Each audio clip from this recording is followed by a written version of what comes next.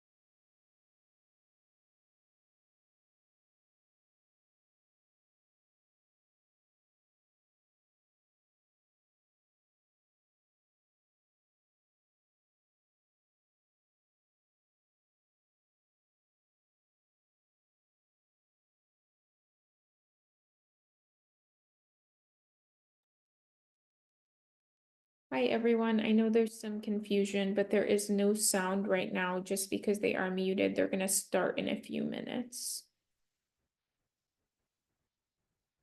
They're just on mute so that you don't constantly hear the audience moving around.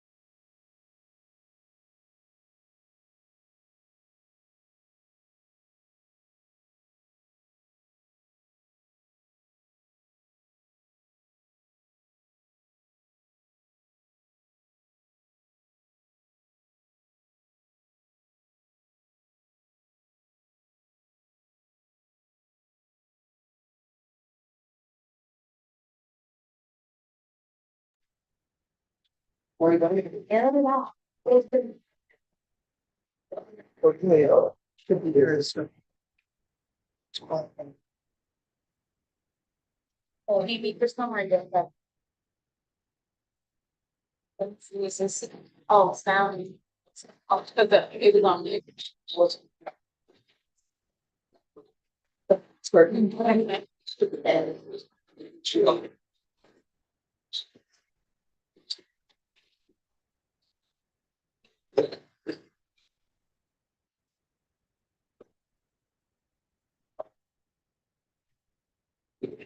Yeah. Rick might give them a little tea.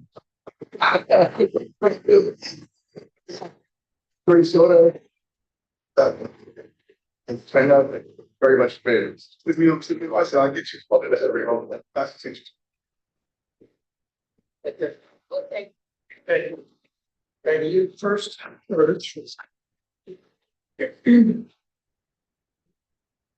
The news, the digital news. Eric, is it bigger on one? Figures no. Oh, I can look. Brand. Daniel. Yeah, yeah. It's that is the one thing. That's not. That's what that. It ain't working. Very good.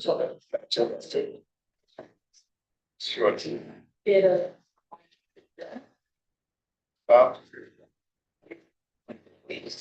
So.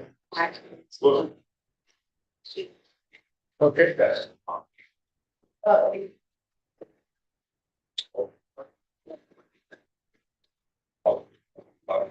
Speech over like that, and you look into that over.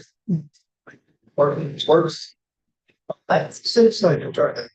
You know, very new.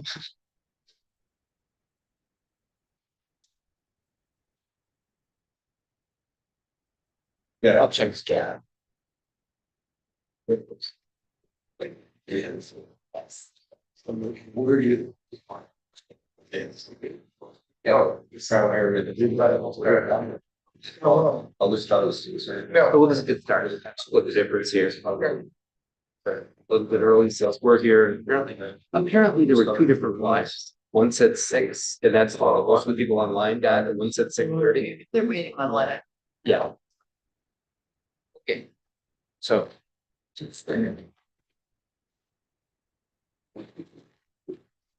Okay, good evening, everybody. This is this is for real. We're going to start. And again, apologies for if there was some confusion that apparently there were two different flyers. One said we were starting at 6, one said we were starting at 6:30. So we're going to kind of split the difference. And we also want to welcome all the folks who are joining us online for this.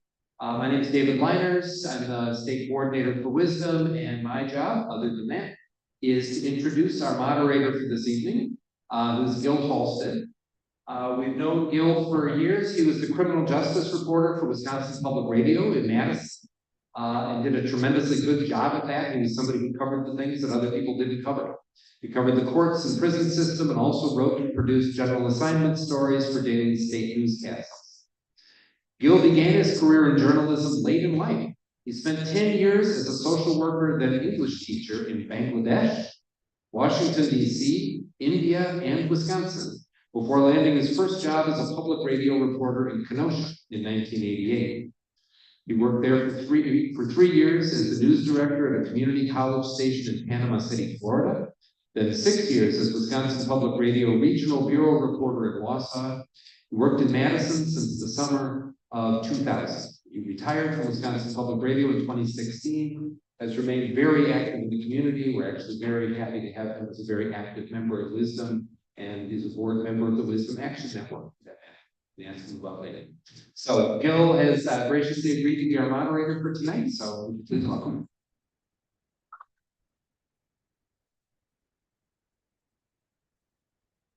Thank you, David, for that introduction. I'm really honored to have been invited to moderate what I think promises to be a very informative and inspiring discussion of the ongoing work to reform Wisconsin's broken prison system. We're fortunate to have with us a panel of experts who have years of experience both inside and outside the walls of Wisconsin's prisons. But before we begin the panel, I would like to invite Reverend Driscoll, the immediate past president of MICA, and open tonight's program with a prayer. Thank you, Reverend Driscoll. Thank you for that introduction. And thank all of you for coming. Reclamation and redemption. Those are two of the main phrases that all of our religions are based on. God took those very serious. And tonight, I would ask you to bow your heads with me as we pray for the voice of those that have been voiceless, but now have a voice and it's growing. Dear precious Father, we come before you tonight as humble as we know how, asking that your spirit would enter this place as we are trying to bring about some information to the public that has been long kept from them about a society that has been voiceless, but now they have found a voice. Lord, expand that voice and let each and every one of them be heard tonight and let it reverberate throughout the whole city, because there needs to be redemption. There needs to be reclamation.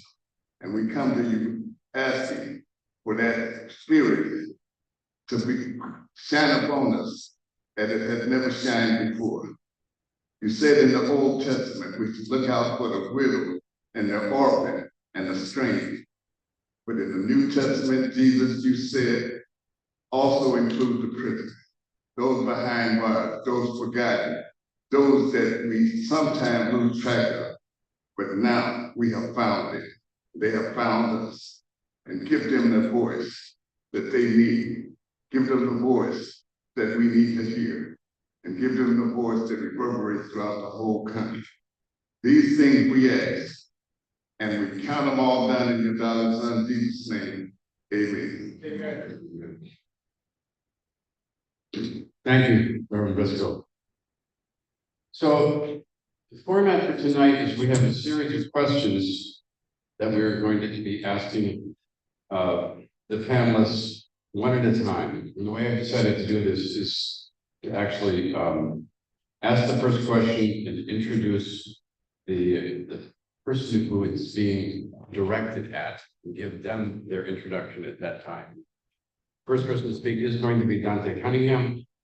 Dante Cunningham. And the question is, what are the current crises in Waupun, Green Bay, and Wisconsin Security Defense Detention Facility, formerly known as SUDES? Let me tell you about Dante before he answers the question.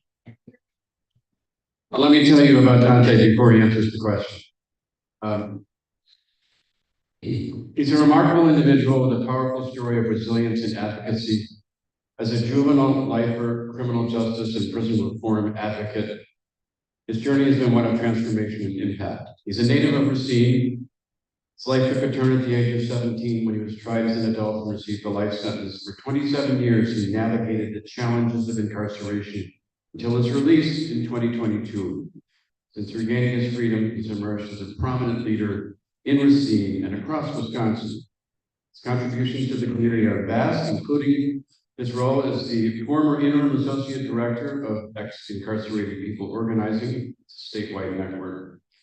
Currently serving as the intensive outreach specialist for the city of Racine, is dedicated to advocating for criminal justice and prison reform and with unwavering passion. And I thought I saw one other thing here about you, Dante, that maybe I should mention. I guess that's it. So you are now a certified peer support specialist, a Marquette University student and public speaker. Yes. So back to the question. The current crises in Waupun, Green Bay, and Wisconsin Secure Detention Facility, what's your take on that? Well, first and foremost, thank you for that introduction. And it's a pleasure to be here and an honor to speak on this topic that's extremely important to myself and a lot of other people around the state. So first and foremost, thank you. And then I'm happy to see everybody here. But I think the best way to answer that question is to kind of highlight some of the characteristics of what's going on in Walpond currently. For those that don't know, the warden was recently arrested and 8 other staff members, based upon their involvement in the negligence that was allowed to persist inside of Walpond that led to the death of 4 men. Now, only 2 of those deaths resulted in the charges, but the characteristics that led to those deaths are what I call common practice. And those characteristics involve overusing solitary confinement. Right, so the Wisconsin Department of Corrections has a tendency, particularly for men and women that have mental health issues, to use solitary confinement as a means of management, right? Another characteristic includes inadequately distributing medications while you're in solitary confinement. Another is one of the things that they do while you're in solitary confinement a lot of times is to turn your water off as punishment. Right, so all of these things are things that led to the death and the mistreatment of the men in Walpond, and they're all characteristics that's common around the state, within the 37 adult facilities in the state. And they are very representative inside Green Bay, MSDF, and in other places around the state. So to answer that question, those practices and so many more, unfortunately, are simply things that are common around the state of Wisconsin. There are some efforts right now to try to shut these prisons down. Some of those efforts include protests. We actually have a protest coming up. Our date is on July 14th at 4 o'clock, and we're asking leaders from around the state to step up and to take a role in organizing a protest in their area. Our mission and our goal is to use every single county, each 72 counties in this state, to have a protest where we're at the prisons or we are outside of the courthouses. We're outside of the courthouses for one purpose, and that is to say that the judges and the DAs that are sending our men and women to facilities that amount to torture. Everybody that's associated with that, everybody that's part of the system should be held accountable. So we want to organize the entire state. So we are calling people to get involved. Stop the Torture Coalition. If we have a Facebook page, please go there, drcayenne.com, if you want to get involved as well. So thank you. Thank you, Dante. Is Sharon, were you here? Okay. It's not right. He's not arrived yet, okay. So the next question was going to be for him, but we'll wait and introduce him later. But I think that we might be able to direct this question at someone else who is actually here on the panel. Might even ask Dante just to continue. And that is, if you have some thoughts on why the prison population is growing right now, if the crime rate is down. Do you have a take on what's driving the continuing growth in the prison population? Well, there's a lot of factors that's contributing to this, right? But one of them is crime replication, right? In this state, we have an ability to lock you up and incarcerate you, not for a new crime, not because you committed a new criminal offense, but because while you're on probation or parole, you made some kind of rule violation. That could include maybe staying out past your curfew, or you going to a state that you didn't get approval for, right? So no new crime, no new offense. But if you break a rule, then you can be sent back to prison. Now there's over 3,500 people currently in the Wisconsin Department of Corrections that's currently incarcerated right now. And there's another 1,100, 1,200 men and women that's under the old system as well. So our population, I believe, from my point of view, is going up in large part because of that. The last time I looked, was at like 23,600 some people incarcerated. That dipped during COVID, and in fact, it's going back up now. And incarcerating people for crime replication, I believe, is a huge part of it. Thank you very much. I want to just let folks know, those who are online, as well as those in the audience now, that there will be an opportunity to get some questions from the audience later once we've gone through these questions.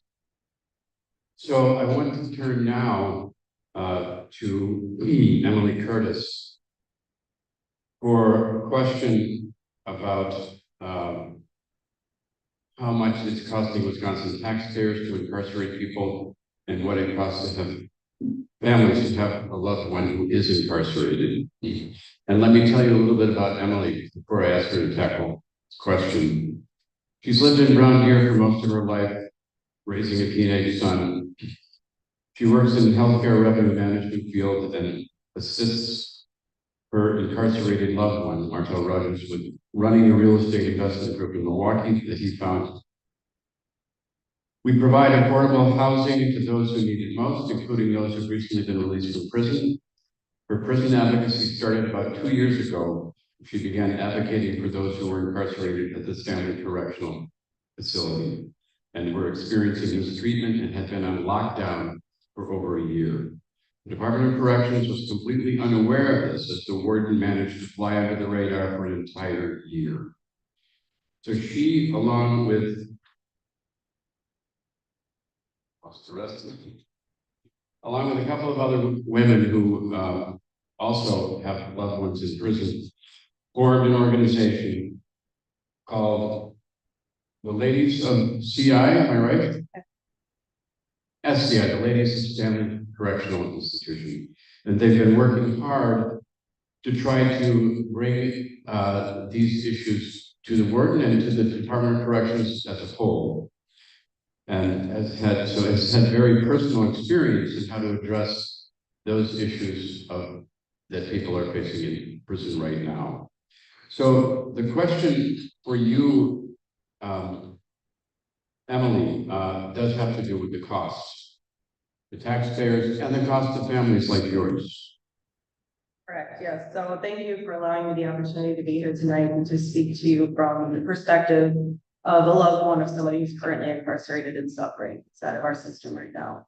And so just to kind of put some highlights on the overall taxpayer costs. In Wisconsin, the Department of Corrections in 2023 as a whole spent $1.4 billion just on corrections. And for 2024 and 25, it's projected to be over $1.5 billion per year. And so that just kind of puts a light on the cost to the taxpayers to be housing these individuals. And then I also want to put a highlight on the cost to families. And I want you to keep in mind, as I'm going over these statistics, what you might spend out here for some of these things that I'm going to highlight, if anything at all. And so for phone calls, it's $1.36 for one 20-minute phone call. If you speak for 1 hour a day, that's $1,489 a year, which is more than 2.5 times the cost of a cell phone bill to remain in constant contact throughout the day. Video visits are $2.50 each. If you do only 3 a week, that's $390 a year. Emails, which are free to all of us out here, cost $350 a year. Emails and photo messages that you can send. We're spending $350 a year just to email each other. In-person visits. Now, this can vary depending on the distance that you have to travel and how often you go to visit your loved one. For me personally, the distance is 250 miles in order to visit my loved one because it's not taken into consideration in Wisconsin as far as housing individuals and keeping them close to their families. So for one trip per week, it's $3,640 a year in gas. If I stay in a hotel room to try to cut that cost, and I do that once a month, it's $1,620 a year. Hygiene for our loved ones who are incarcerated. The basic bare necessities of hygiene is $300 a year. And I'll highlight some of the markups that we experience in those items in a minute. Canteen, this is to supplement the very tiny meals that they receive while they're in there. It's approximately $150 and that's on the low end a month, and that's $1,800 a year. To send mail to our loved ones, it's about $180 a year. These tablets, and now I know that the DOC has been bragging about these new tablets that are coming out and they are free to all of the incarcerated individuals. However, in order to use them, it's extremely expensive, and that cost falls on the incarcerated people and their families. For a basic music subscription, that's $18 a month. If you want the VP, it's $35 a month. Pluto TV is $15 a month. In order to use other games and apps, it's 3 cents per minute for the standard, 4 cents per minute for the premium, and $10 per month for the basic. Now, just to put that in perspective, for the standard profile, if you only watch 2.5 hour movie per week, that's $18 a month plus $15 subscription. That's $33 a month to watch 4 movies. And that's not counting any games or anything else you want to do on your tablet. In order to have the premium profile, it's $39, and the basic access only allows enough time to watch 3 movies a month, and that's still $10 per month. Now, if you put that in perspective, what we spend at home to have these basic things, it's astronomical. And then also the purchase of movies and music and games that were spent on the old tablets that they have purchased over the years are non-refundable and non-transferable. So all the money that was spent over the years on these items is lost. And many people who are incarcerated will receive a new tablet for free, as the DOC has been bragging, but they won't be able to use them because they can't afford it. The total annual cost to families on average is $10,757, and that is just to simply remain in contact with our loved ones. And we are already struggling and down on income. And not only, talking about that, the average pay for incarcerated people is 12 cents to 26 cents per hour. That equates to $228 to $492 a year is how much they make for working their jobs in there. And many of them don't even receive their full paycheck because of other fees and restitution. And I do want to highlight a couple of facts that I don't think is widely known. It was pretty shocking to me as I was doing my research. So IC Solutions is the provider who handles phone calls, emails, things like that. In 2023 alone, they took in $8.8 million in revenue from phone calls at DOC facilities in Wisconsin. And they paid the DOC nearly $5.9 million in commission, made purely off of the commissions that are funded by incarcerated people and their families, just to remain in contact with each other. Per state law, 2/3 of those funds paid to the DOC went directly to the Department of Administration. And the state profited $3.9 million last year off the backs of families. And then I just wanted to highlight a couple of the markups that we experience on basic essentials such as bar soap. If you would like to buy 3 bars of soap for your loved one, it's $6.95. At Walmart, 8 bars is $3.98. That's a 458% markup. And if Walmart sold this at union supply prices, it would cost $18.24 for 8 bars of soap. And then lotion. It's $8.95 for an 8.4 ounce bottle. At Walmart, it's $10 for a 33 ounce bottle, 326% markup. If Walmart sold at these prices, it would cost $34.98 for 1 bottle of lotion. And that is what we experience across the board when it comes to all hygiene, all canteen, and all means of communication with our loved ones, which is desperately needed, especially considering the conditions that they live in on a daily basis.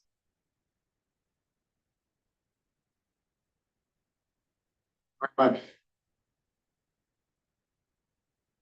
We have another panelist who just arrived, and inviting him up to sit with the panelists. Sharon Bouye, welcome. All right, so stairs are but I think I'm going to move next to Mark Rice for a question about how it might be possible to close Waupun, Green Bay, and the Wisconsin Secure Defense Facility without opening new prisons.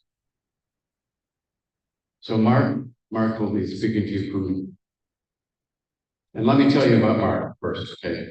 For those of you who don't know. In 1999, Mark entered prison at the age of 19 and was released on parole when he was 21. He serves now as the coordinator of the Wisconsin Transformational Justice Campaign at Wisdom. He's the founding member of the Ex-Incarcerated People Organizing. And he served as a board member of Project Return here in Milwaukee for over 6 years. It's a nonprofit organization in Milwaukee that helps people living in prison make a positive and permanent return to their community. He has an MS in Urban Studies and in nonprofit management and leadership from the University of Wisconsin-Milwaukee, and received the Distinguished Leadership Award from MICA and a certificate of special congressional recognition from U.S. Congresswoman Gwen Moore for his outstanding and committed work to end mass incarceration. Thanks for being here tonight, Mark. And what do you think about closing Waupun or Green Bay? Thanks for that introduction, Gil. So I'm going to lay out the framework of Wisdom's Justice Reinvestment Campaign. And our first demand for this campaign is no new prisons. So there's a lot of discussion right now around closing Green Bay Correctional Institution, closing Waupun Correctional Institution. There's been an ongoing discussion about closing Milwaukee Secure Detention Facility, MSDF, here in Milwaukee. And there's now a debate. Some elected officials want to build a new prison. They want to close Green Bay or Waupun or MSDF and build at least one prison or more prisons. So we're saying that's not necessary. It's going to cost at least $500 million to build a new prison, at least $50 million per year to maintain that prison. And instead, we have to really invest those resources back in the communities that have been most harmed by incarceration. Wisdom, for many years, has had a platform to decrease the prison population in Wisconsin by half. And so our platform includes expanding treatment alternatives to incarceration on the front end.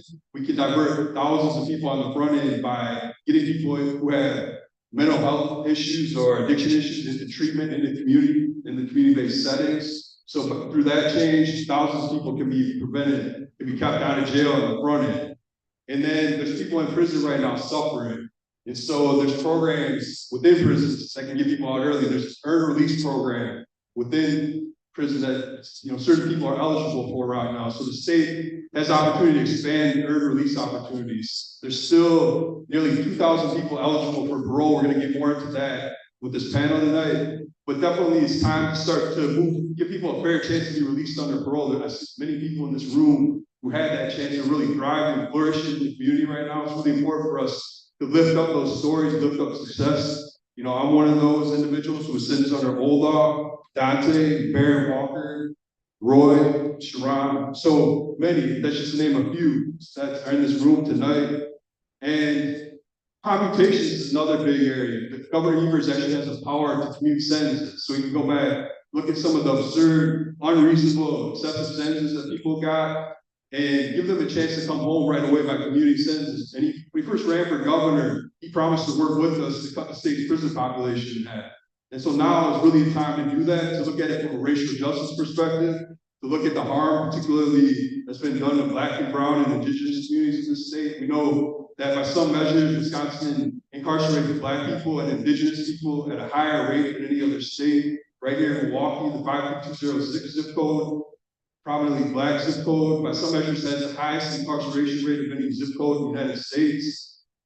Marion and Beverly, others were featured in that documentary about 53206. So we definitely need to call on Governor Evers to start taking action. There's a compassionate release program that Joyce is going to talk about that's really underutilized, barely ever used. And then on the back end, we have crimeless revocations. There's 3,000 people going back to prison every year for no new convictions, for allegations, allegedly violated rules of supervision. For example, missing an appointment with the parole officer, or unauthorized computer or cell phone use, or issues related to mental health crisis. A person could be arrested for disorderly conduct while having a mental health crisis. That charge can be dropped, but the Department of Corrections has so much power, they can send someone back to prison even after the charge has been dropped.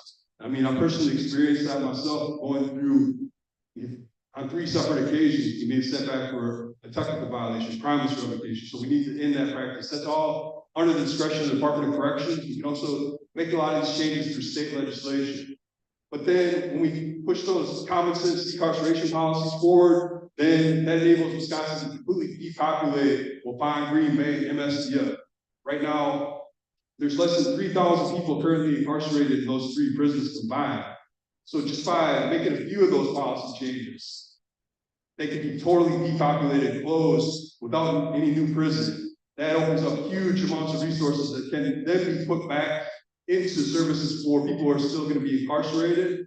to help people flourish, who are still gonna be there to help give people hope, opportunities for personal development, and then resources can be reinvested back in the communities that have been most harmed, in the Black and brown and indigenous communities, and poor white communities. And we're talking about connecting people with things like jobs, housing, healthcare. We can invest in violence prevention programs, we can invest in educational opportunities, treatment programs. So all that is really going to create safer, stronger, and healthier communities. So that's really the vision. It's really about reimagining how we build safer communities. And so through that is what we're calling on the state legislature to do right now. It's really critical time. I see one elected official in the room tonight, one state representative. I'm not sure if any others are here, but Representative Ryan Clancy's here. This room should be packed full of candidates and packed full of elected officials. We know there are a lot of competitive primaries in Milwaukee. Where are the candidates? We need to start calling out the candidates, get them in these spaces. And if they're not going to be here, we need to take the message to them, hold their own candidate forums, invite them. But all of us, we should be reaching out to candidates, whether from Milwaukee, other areas of the state. Definitely reach out to each candidate. A lot of opportunities with redistricting now. It's really going to be a crucial, critical time, and a time when we can create real change in the state. So we're gonna have some of those opportunities coming forward through Wisdom, Micah, and other organizations affiliated, but definitely appreciate. And we know this is possible because Minnesota already incarcerates half the amount of people that Wisconsin does. Populations are very similar, crime rates are very similar. It's been that way for decades. So we only need to look to Minnesota for lessons learned that this is possible. It's not some dream that's impossible to achieve, like some people want to make it out to be. It's already being done. And so it's definitely choice is intentional. It's been built up by both Democrats and Republicans over years, but now it's time to reverse the damage, reverse the harm, and really build the type of safer and healthier communities that we all deserve. So thank you.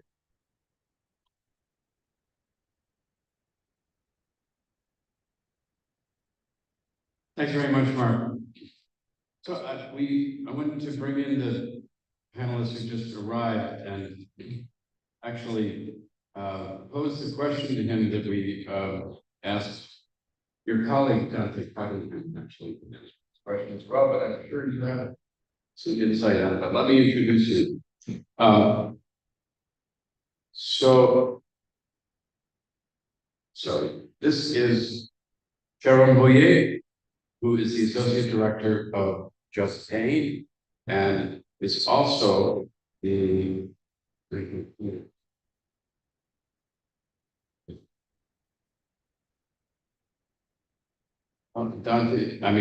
Sharon, I may have asked you to, here we go. Madison resident Sharon Boyer served 25 years in prison, was homeless and lost his daughter prior to the VA helping him turn his life around, which he has done. And he now serves as the community liaison for the Education Preparedness Program at the Center for Urban Research, Teaching and Outreach, and is also the Associate Director of Just Pain. And the question is, why, from your perspective, why is it that the Wisconsin prison system continues to grow? What is driving that growth, and what can be done to change it? I assume this is not. First of all, I'd like to humbly express my apologies to each and every one of you here. I left Madison, Wisconsin in what I thought would be plenty of time. However, on the trip to I-94, I encountered 3 different accidents. And so as a result, I was stuck in traffic. Nonetheless, I want you to know that I appreciate your time, and your time is extremely valuable, and I apologize to each and every single one of you. You came here tonight for an important cause, and I want to demonstrate to you that this cause in your time is important to me as well. So with that said, it's a little bit, I'm just gonna hold this still line. Yeah, so I'm a little bit discombobulated from having went through that traumatic experience and almost being hit 4 times myself. But I will endeavor to answer that question.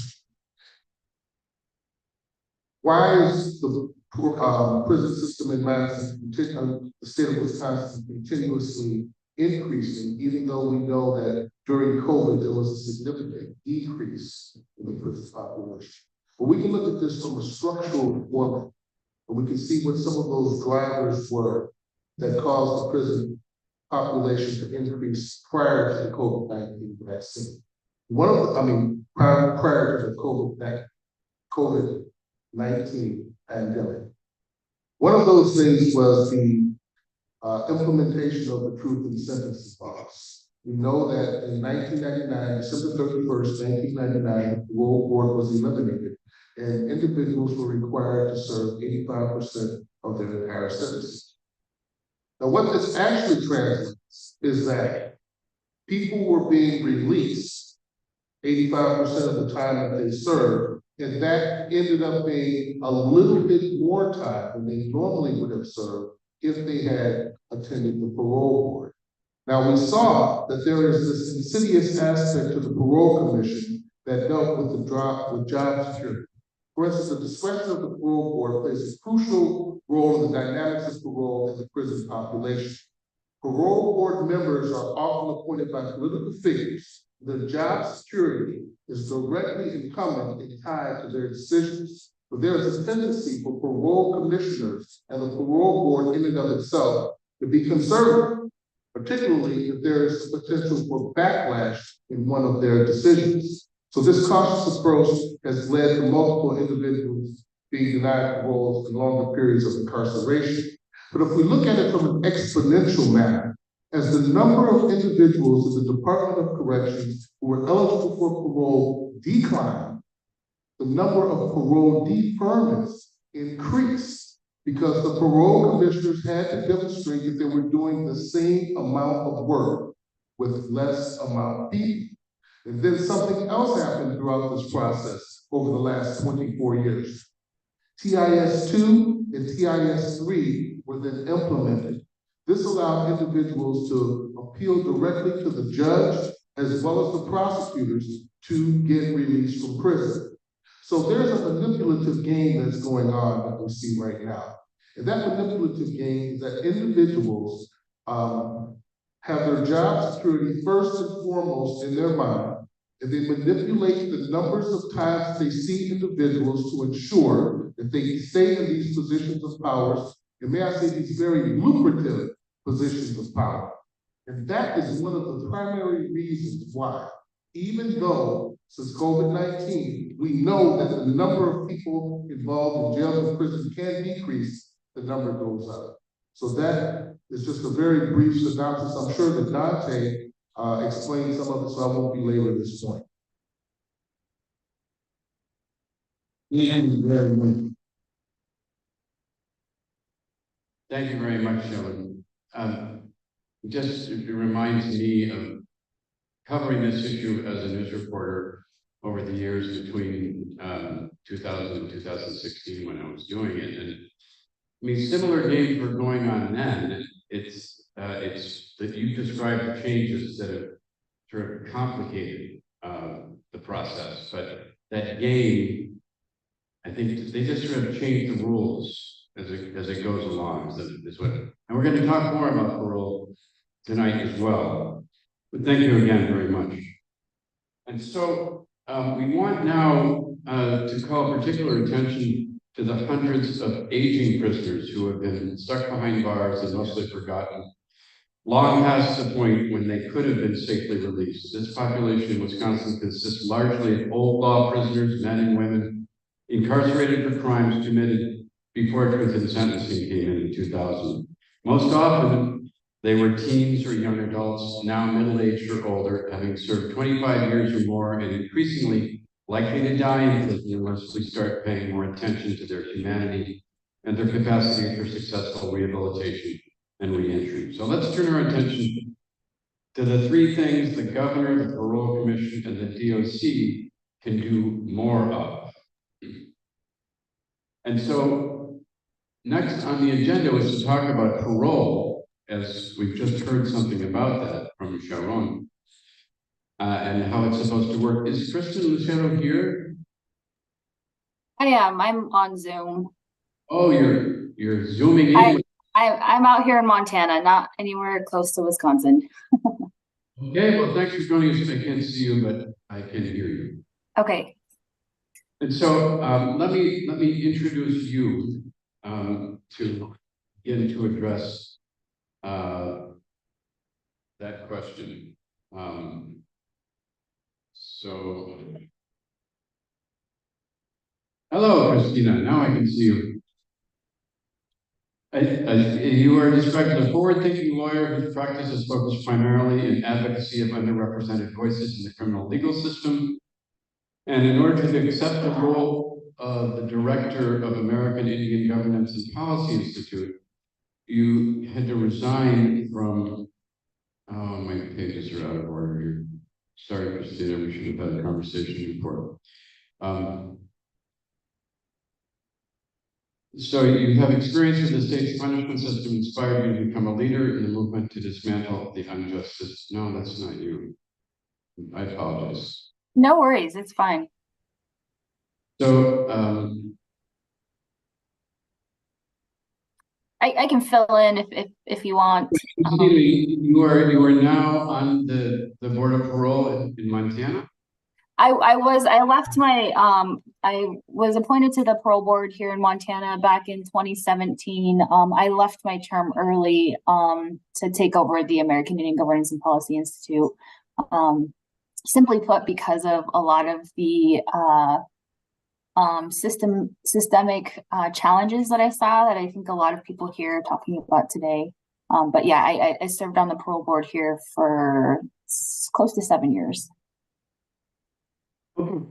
Thank you. And so what can be done on the parole front to address the situations that we're looking at here in terms of reducing the prison population and changing the way that's working?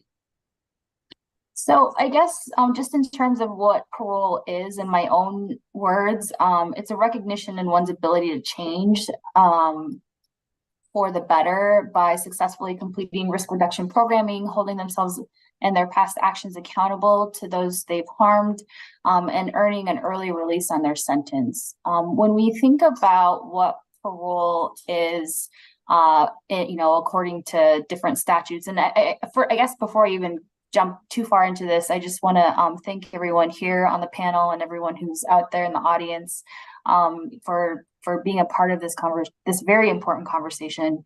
The lived experiences that I've heard so far are just so impactful, and I know that it takes a lot of courage to be able to say the things that are being said tonight. So I just really want to acknowledge that and thank everyone for being here. In terms of parole itself, I've been here in Montana, and I don't want to sound like I know everything about Wisconsin, but from the little research that I did, it's basically an early release from a judge's sentence. It sounds like there's a couple different kinds of sentences: mandatory sentence, so you get released after a certain period of time, and then discretionary is looking at what someone could do to earn an early release. There's a lot of stuff going on over there with the truth in sentencing that got passed. I think you kind of, talked about that, but some of the things that we considered when I was on the board here were different kinds of criminogenic factors. So criminal history, family makeup, education, work, associations, what neighborhoods you grew up in. I was looking at some of the statistics that Wisconsin DOC has, and I find it alarming to see that 41% of the representation in the DOC system there are Black, but just in 2020 represented about 12.4% of the state population according to the census. And then looking at the demographics or the income levels, these are a lot of these crimes, I think, are associated with how people, we don't all start at the same starting line. And so being able to recognize those kinds of things, which you're not going to get from a straight sentence. The gentleman who talked about solitary confinement will only do more harm to those who haven't had the same kinds of supports and exposure to education or programming that maybe their counterparts, white counterparts, may have had.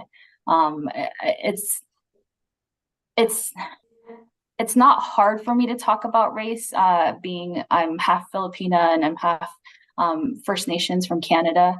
But I feel like when I had those conversations as a parole board member, there was a lot of upfront recognition saying, yes, we understand, the need to educate ourselves and to do, understand what historical trauma is.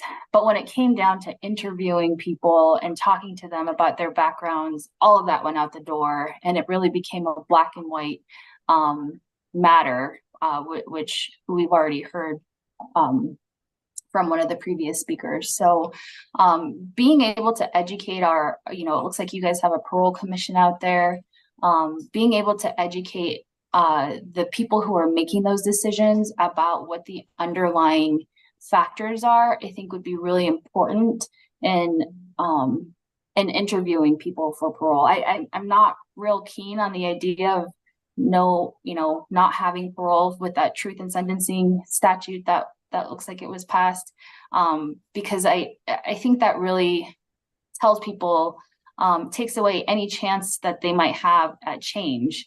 When we think about rehabilitation, we think about restorative justice, that includes the ability to change. And if you're telling someone, no, you're going to be, you have no chance for the next 25 to 50 years, what motivation is there for that person to be able to, make improvements and then show that to the community? I think that victims definitely, it looks like it's very, and I think it's like this for a lot of systems, victim-centered when it comes to programming and restorative justice. I totally agree with that as well.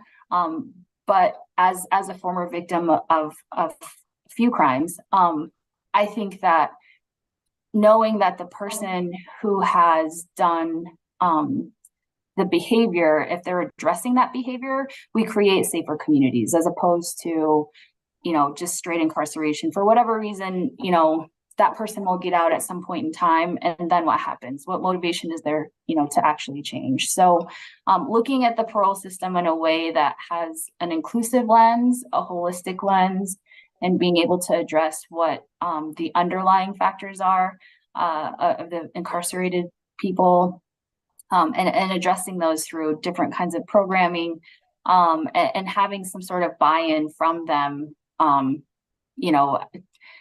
the option of being able to apply for parole or an early release from their sentence, as opposed to just a straight sentence. I think that would be helpful for the problem that, this not having, just having all of these straight sentences.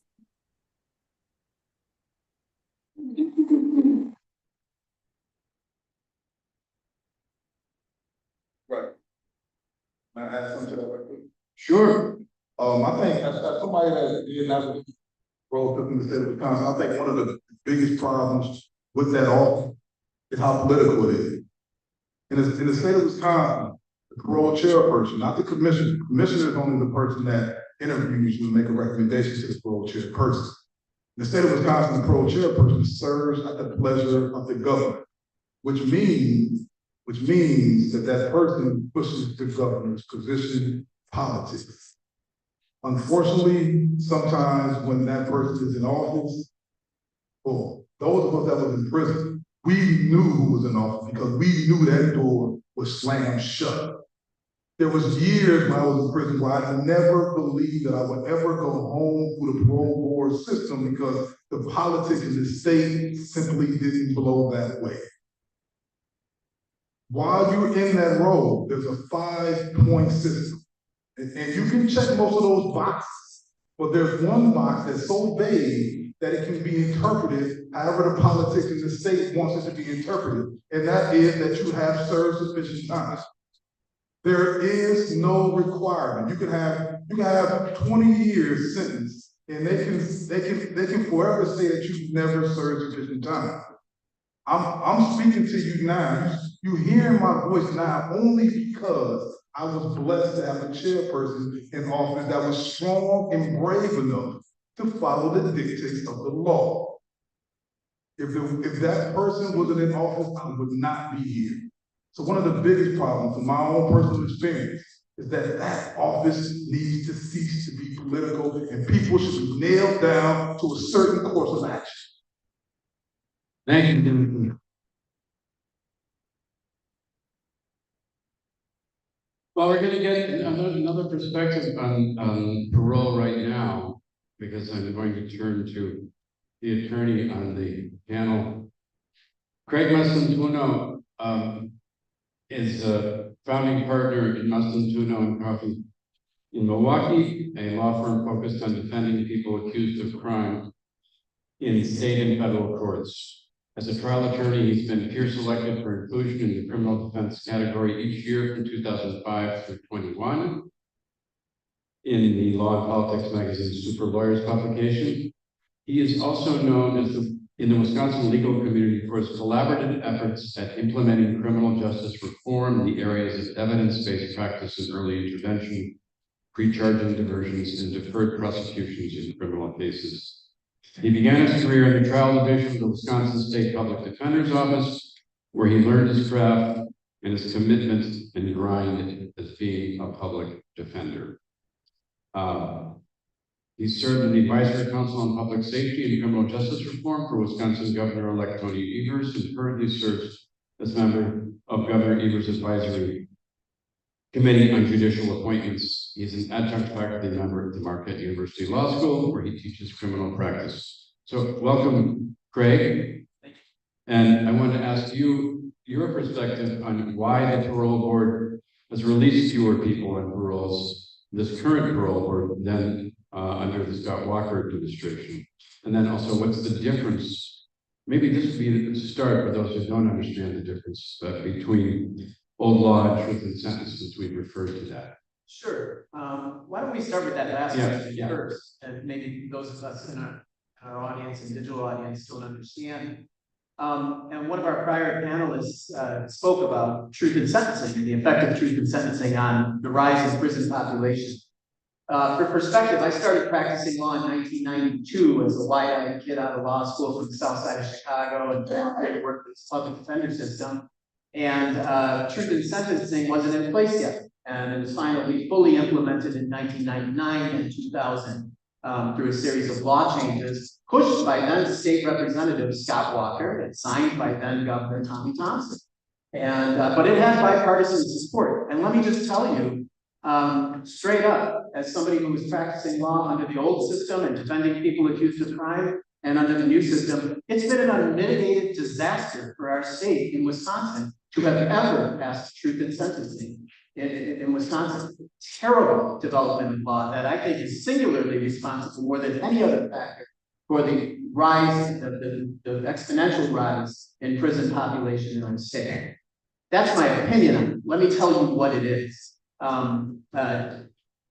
You were right about when you described it earlier under the old law. If you were sentenced to 10 years in prison prior to truth in sentencing, you were parole eligible after 25% of your sentence, and you had mandatory release after 66% of your sentence was served, 2/3 of your sentence. So that meant after 2.5 years, you were parole eligible, and you were eligible to go see the parole commission, and the commission could look at your situation, much as our parole commissioner friend spoke about earlier, and you would be assessed. How are you doing in treatment? Where is your programming at? What is your plan for release? What is your indication of acceptance of remorse and responsibility? And you would either be deferred for another hearing, or you would be paroled. And I remember many of my clients got out after their first parole commission review hearing times, especially on non-violent or property-related offenses. And if two-thirds of your sentence passed, you just had a mandatory release date, regardless. So, somewhere in the 66, I went to law school, so I'm bad at math, but somewhere in the 6 to 7 year range, you'd be released. Along comes truth in sentencing, which means if you get a 10-year sentence, you serve 10 years. And there was a simple and logical appeal that was made to people at the time. Well, victims deserve certainty. And they need to know that if their offender goes to prison, 10 years means 10 years. Now, I was practicing and I was along for the ride in 1996, 7, and 8, and 9, when this terrible legislation was passed. And let me just tell you, there was no hue and cry from organized victims groups saying, I didn't know that we have parole commission for that 10 years doesn't mean 10 years. It was, in my opinion, largely just kind of made up and put out on the public by the people that wanted to, advance their own political careers by getting tough on crime side. And so when you really think beyond the simple logical appeal, because people say, well, 10 years means 10 years, that makes sense, right? People deserve certainty. Think about what that does. It creates an entire disincentive to do the best that you can to overcome your choices that maybe cause you to commit a crime and seek redemption. When we've taken away, the name of our talk tonight is redemption. I'm a Catholic, I'm Italian and Mexican, I'm Catholic by culture and by religious practice. Redemption is a central tenet of my faith and of all Christian faiths. As the pastor said when we led off our evening tonight, as the Reverend said. And if you take away the concept of any ability to achieve redemption, because no matter what, your time is your time, what are we doing to create a system that not only holds people accountable, but provides them an opportunity to move forward on their path and overcome their mistakes in life and be a better person when they come out of prison than when they went into prison? That should be the goal of any sentence, whether it's probation, a fine, or incarceration in any form. So truth in sentencing, that's the difference between the old law and the new law. Our Wisconsin prison system is I looked today at the monthly report, is at 22,530 people, and about 1,600 of those people are old law inmates. We're down to about 1,600. And then that means, well over 20,000 have been sentenced under truth in sentencing or sent back to prison for revocation. And I agree with what was said earlier. Revocations, including offense lists or no new crime revocations, are a big reason that people are sent back to prison and those numbers stay up. But that's the perspective. Does that help explain, the difference between the old and new? Yes, thank you. Now, in terms of parole commission, I want to talk about that real quick. I looked at the numbers. Actually, after Governor Evers was elected, you heard I served on his advisory council when he was in transition, and I'm on a judicial selection committee, which has nothing to do with parole. So maybe I'm a little biased, but I'll explain why in a moment. The numbers ticked up when he was first elected. In 2018, under Governor Walker, they were in the single digits. 2017, 6.3% of cases were release granted, 7.2 in 2018, 2019, 12.4%, 2020, 15.3%, 2021, 15.9%. So really double in terms of percentage.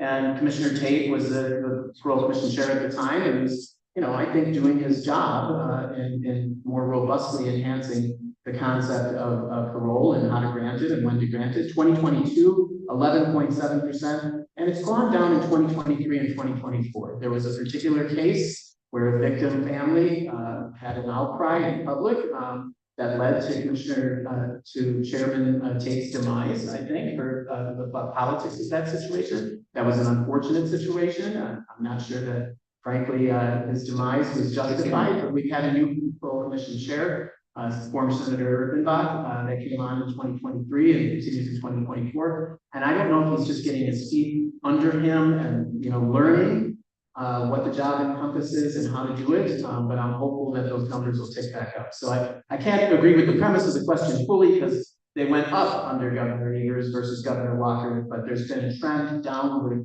most recently. And of course, the last thing I'll add about the parole commission is just that, as more paroles are granted, the sentences, the people that tend to be left, tend to be the more serious cases that are harder to deal with, right? And we're talking about homicide cases, sex assault cases. And I looked at the numbers on the parole commission website, and those numbers are 35% of the people parole under the old law that are parole on the parole system 35.5% are for homicide and non-negligent manslaughter sentences, and 33.4% are for forcible sex assault offenses. So I'm not saying those people should be in or shouldn't be paroled. I think they should. I'm just saying, as the numbers of paroles are granted more robustly in recent years, a lot of people for non-violent offenses were paroled, and so these tougher cases really require attention. But Gil, can I take one more minute just to discuss? Please do, yes. One thing that we're missing, and I know we're here to talk about parole commutation, redemption for sentences served, but I want to say that, I've been practicing law since 32 years now. And I've represented hundreds. That's all I do. My firm is actually Master Tino Coffee and Thomas. And we are 4 lawyers. We all practice criminal defense. We are populated entirely, both attorneys and staff, by women and people from minority backgrounds, every single one of the people in my firm. And we have a real connection to our clients and the clients that we serve. What we miss when we have these discussions is the role of judges and prosecutors when we talk about prison population.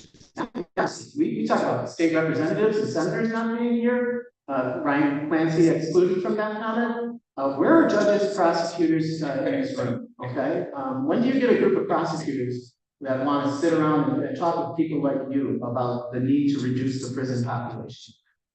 Never, in my opinion. And so, here's the reason we have a large prison population. We send too many people to prison, and when we send them there, we send them for too damn long. That's just a straight up reason we have so many people in prison. Making this argument, maybe not with that last sentence included, in front of judges in hundreds and thousands of sentencing hearings that I've conducted in about half or more of the counties in this state. And so what I would say is this: Governor Evers has appointed, in my 32 years of practicing law, first time in my memory, a judicial selection advisory committee that consists of not only myself, but other defense attorneys, legal aid, legal action, scholastics, a committee of about 15 lawyers from around the state that has racial, ethnic, gender, and practice diversity.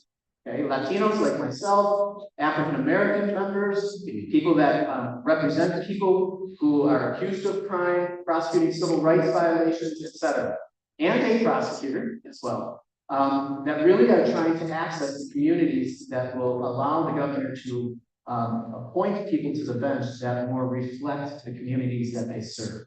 Okay, and he's on about his 67th or 68th appointment. And to put that in perspective, there's 253 circuit court judges in the state of Wisconsin. So he's on about the upper 60s now. And we have recommended for appointment public defenders, legal aid, legal action lawyers, people of color from all different ethnic backgrounds. The numbers have been astounding, particularly in Milwaukee County. There's been a really transformational effect on the bench. He's on about, I think, 10 or 11 judges appointed, and that's out of 47 in Milwaukee. And so these are judges that, are asked questions about what do you think the root causes of mass incarceration are? What do you do when you're hearing sentencing arguments that are divided between prosecution and defense? How do you resolve those issues? What is your take on empathy? What is required to have in a judicial capacity? I guarantee you, those judges weren't asked, or those applicants for judge were not asked those questions in prior administrations. And I'm seeing the difference in my practice between the judges that were appointed by prior governors and the judges that have been appointed by this governor. And so that is a long-term systemic fix, but I gotta tell you, I got tired as a defense lawyer of playing the game very darn well and losing. So I started looking at, well, what's up with the rules of this game and the board that we're playing? Because I'm tired of losing, on behalf of my clients. And so we got to change the game, and the way to do that is to take the people and strike, shirts and referees, change them up too. And then from there, let our prosecutor friends know, prior judicial selection and election was filled by prosecutors and big law firm lawyers, and that we need to stop that trend. So I'll stop there, and thank you for allowing me some. Thank you, Greg. And, you raised the issue about you never hear prosecutors getting together and talking about these things. But I mean, DAs are elected, so maybe the challenge is in those elections to have voters go out to the campaign events that they have and pose those questions. Oh, I agree, but also culturally. Look, I teach law students who want to become defense attorneys and prosecutors. And I'll just tell you, people that want to become defense attorneys, my students, they're like me when I was 22 and entered law school. They want to save the world. I came from a immigrant background. I felt like I owed it to my community to be a defense lawyer. And the people that populate the spaces of police, law enforcement, and prosecution offices generally self-select into those professions because they don't embrace those views. And so it's my job as an educator to try to fight that. And it's our job as a community to try to educate our civil servant prosecutors, maybe not just the elected ones, but the career prosecutors on humanity, on empathy, on redemption, on community, on public safety without vengeance. And how the most important thing, in my opinion, how victims' rights and a criminally accused person's rights are not a zero-sum game. To show empathy to one is not to take away from the other, and vice versa. So there's a real community education process involved in all. Thanks. I'm not sure where we are in terms of time. I have 4 more questions here, actually 5 more questions. So I'm looking to my organizers here, just keep rolling, okay? So the next question is about compassionate release, and we're going to ask it of Joyce Zellweger, who has been involved in this kind of work forever. Lived in Milwaukee for 55 years and has been active on a wide range of social justice issues, but has been involved with Micah and Wisdom for a long time. So I want to turn to you, Joyce, to ask you about compassionate release. How did it used to work in Wisconsin and still could, and what kinds of prisoners and cases would it benefit? First of all, give us your take on what is compassionate release? I've been asked to speak to you about compassionate release. I think it might be helpful to do a review about compassionate release. Came to Wisconsin. It actually began in 2001 with a state that was deeply in debt and looking for remedies. The Wisconsin prisons had rapidly filled up during the era of tough on crime in the 70s and in the 80s with a lock them up and throw away the key mentality, and about in the 80s followed the 90s with the war on drugs. Many people ended up in prison, and it was costing a lot of money, and they were concerned. Since 2007, the prison population in the U.S. has doubled, making the U.S. the country that incarcerates a higher percentage of people than any other country in the world. Spending on prisons became the #2 expense at the federal level, exceeded only by Medicare. And in Wisconsin, we spend more on prisons than on our university system. For a time, Wisconsin actually led the way in establishing compassionate release practices and was even able to include those with more severe sentences within the eligibility criteria, which included those with extraordinary health conditions, illnesses expected to be terminal within a 6-month period, as well as people over 60 who would serve for 10 years, 65 who would serve for 5 years, as considered people eligible for compassionate release. While the reality is that recidivism, the rate for 17 to 20-year-olds is 55% in Wisconsin, the rate for when the Walker administration came to Wisconsin, and the rate for people 55 and over is 2 to 8%. When the Walker administration came to Wisconsin, the concern about releasing people with more serious convictions through compassionate release was rescinded, and the Republican legislature supported a more cumbersome process for compassionate release. The reality was and is that caring for an aging population in our prisons costs taxpayers more than three times as much as for the general. To stay 24/7 for anyone while they are in prison, while they are in the hospital. Treatments and medications are very expensive. Today, few people apply for compassionate release or eligible to do so. And they do that because nobody's getting it. The process requires a health evaluation and a recommendation for two doctors as to the nature of the health condition. Covers the details of the application that the person is responsible for filling out. And then a unanimous decision from the prison review committee, many of whom may have had a run-in with the person that they're seeing. For the application to be forwarded on to the sentencing judge, who's often not the original judge after all those decades.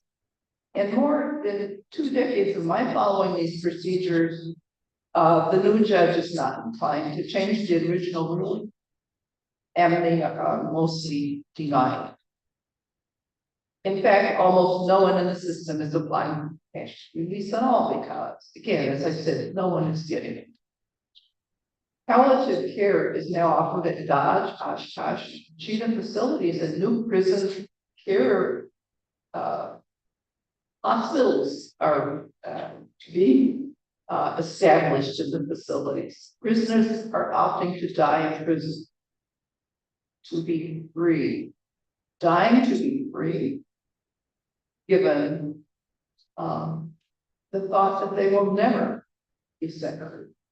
Volunteers within the prison population accompany them when they're dying by visiting and playing cards and reading to them a favorite book or the Bible, praying with them, help them to they made the decision to die. Will we really support a system that had 54 people die in prison last year and 17 already this year? Because there seemed to be no possibility for compassionate release to families or facilities in their home communities. This year, 300 parole hearings have taken place and only 14 people eligible for parole been granted them. Out of 300 that were seen, 14 were granted so far. 19 were denied, 267 deferred, giving people more time than they had before the next parole hearing. They're adding to the months and months that people waited to even be seen again. Do we really want to see this continue as a pattern for our old law prisoners? All of whom have served a quarter of a century in prison, and they're not the people they were when they entered the system. Statistics prove that more than a 20-year sentence really serves nothing in terms of change or successful reentry. So why are people being held for decades more and growing old and sicker as time goes on? The governor and the legislature can bring about changes that would move Wisconsin back to being a leader again in our approaches to old law prisoners to compassionate release. Redistricting holds real promise, I think, in this regard, and we will continue to advocate for changes needed to restore justice for the old law and compassionate release people in our prisons. As someone who's experienced prison myself, I ask you to listen to the stories of those who've been impacted by our prison system. And as returning citizens are giving back to their communities, you've heard from many of them already. We owe old law and dying people in our prisons the right to a positive return and a peaceful death with their families and back in their communities.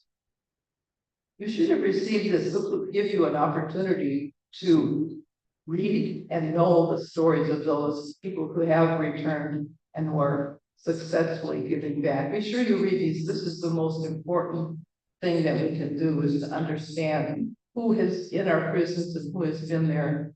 I believe most of them really don't need to be there at all.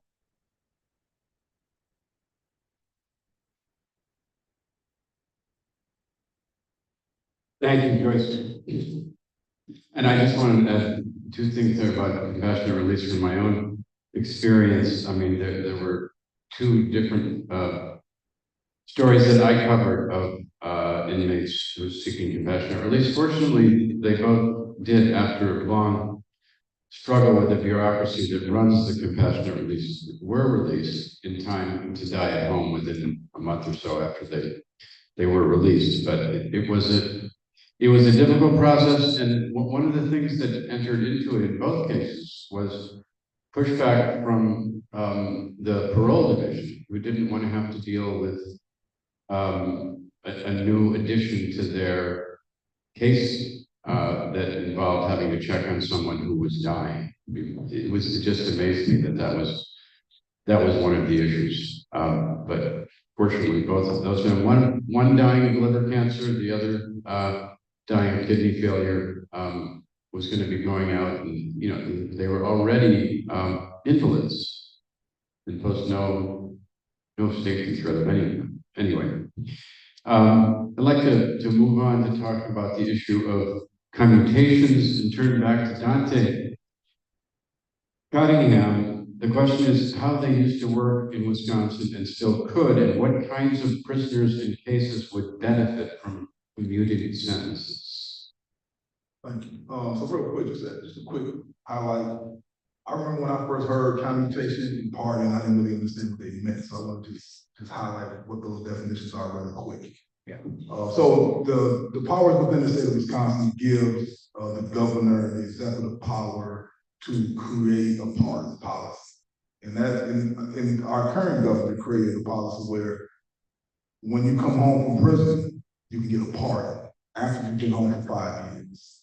So once you come home from prison, you serve your sentence, you offer probation and parole for 5 years, you can file with the Pardon Advisory Committee. That Pardon Advisory Committee will take a look at your case, make a recommendation to the governor, and then the governor will make a decision.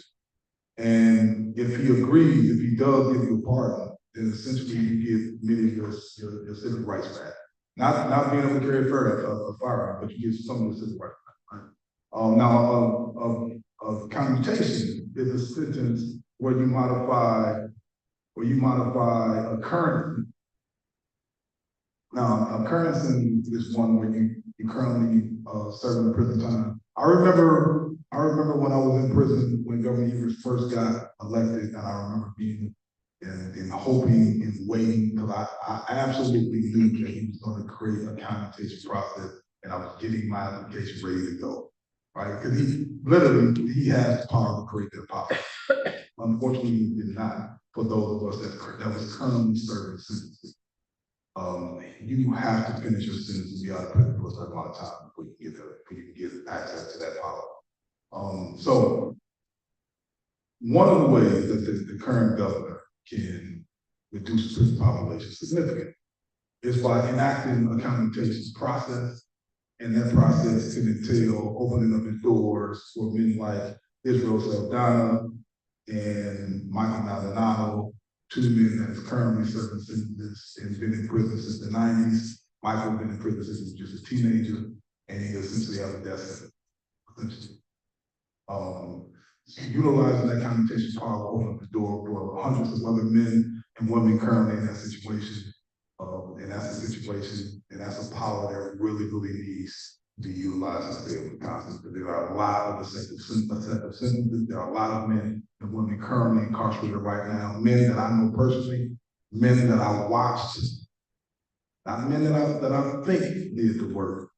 These are men that I watched do the work, men that I was in the courtyards with, men that I had conversations with, men who I watched study themselves, men that I watched have dialogues about their crimes and about their history with, right? So I watched these men do the work. I know that these men are ready to come home. They're sitting there languishing without no hope, and it's wrong.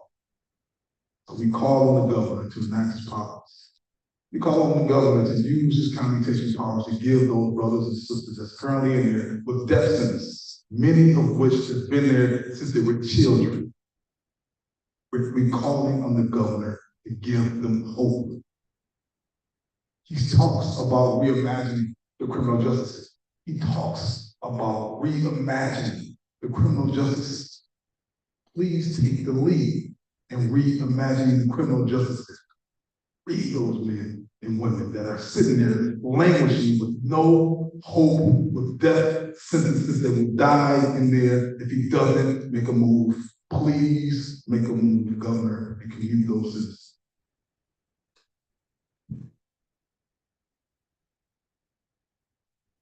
Thank you, Dante.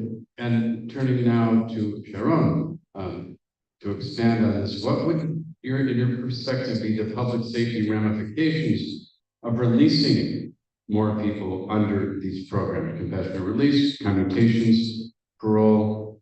What would be the impact on public safety? Well, before I answer that, I want to just go ahead and marry on to what Dante was saying. There's still one other aspect to the commutation, and that is to allow individuals who have been released from prison to have their sentence vacated at that point, or not their vacated, but their parole. For instance, some individuals here inside this room are on lifetime parole. What this means is that an individual can be 60, 70, 80 years old and be revoked and sent back to prison. This goes to the revolving door that Craig was talking about a little earlier. As long as you're on parole, there is the potential for you to be sent back to prison for a technical rule violation, as Mark so eloquently stated. So that's the other aspect of commutation that a lot of people just don't understand. And then there's another insidious aspect to commutation. Being on parole prevents you from accessing many of the things that individuals in this room take for granted. For instance, like voting. A lot of people don't know that once you have been off parole for 5 years, you have the right to vote again in the state of Wisconsin. But for those individuals on lifetime parole, they will never get the right to vote.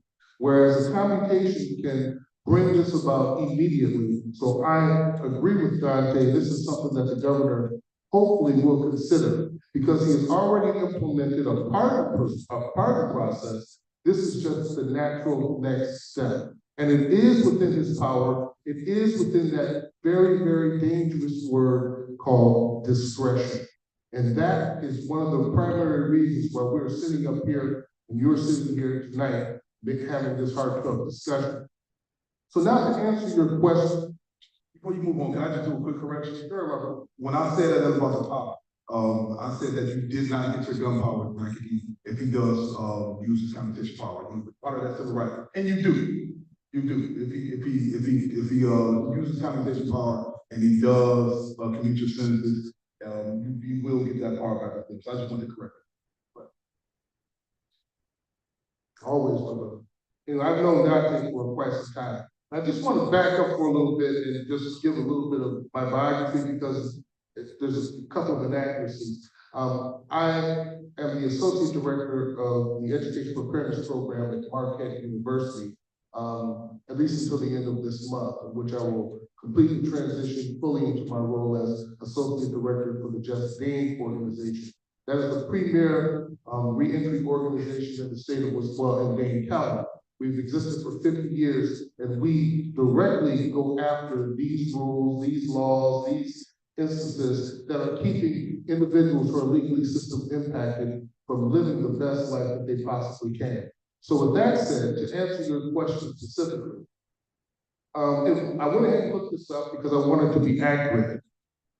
Right, in Wisconsin, the Wisconsin Department of Correction actually tracks recidivism. They actually track recidivism, and they break it down by demographics, and they break it down by age. So as we look at this, we know that people in the state of Wisconsin, within the first 3 years, approximately 32% go back to prison.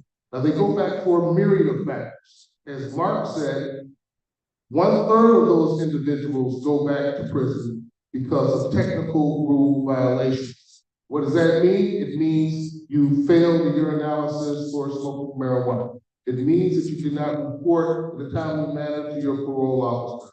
It means that there was an allegation. Someone picked up the phone and said, you did this. So as a result of that, you can be sent back to prison without the commission of a new crime. And approximately 33% of the people who are in prison right now, or if we look at it from just the numbers point of view, 6,000 to 7,000 people Out of 22,000 are there not because they committed a new crime. So that's a significant number.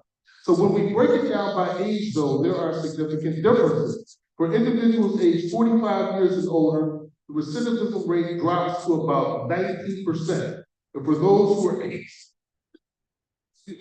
55 years or older, it's even lower. It's approximately 15%. Now, this trend, it exists throughout the United States of America. You go to California, New York, etc., and there are other factors that directly impact the recidivism rate. For instance, your education. Mark said he went ahead and got his master's degree. I know a couple of people in here, we got our master's degree. Some of us are completing our PhD. The recidivism rate for us is approximately 1%. As a matter of fact, we are safer than individuals who have committed crimes previously. So when you add the age, when you add the education, when you add the job, when you add the history, the recidivism rate is impacted by a myriad of factors that the Department of Correction just chooses to flat out ignore. So what are the ramifications for society? Well, I believe that if they were to release individuals in the parole board who are 50 years and older, you would have a lower recidivism rate by fiat. By governmental decree, you would have a lower recidivism rate if you were just to release those older individuals, as Dante stated, who have been in prison since the 1990s.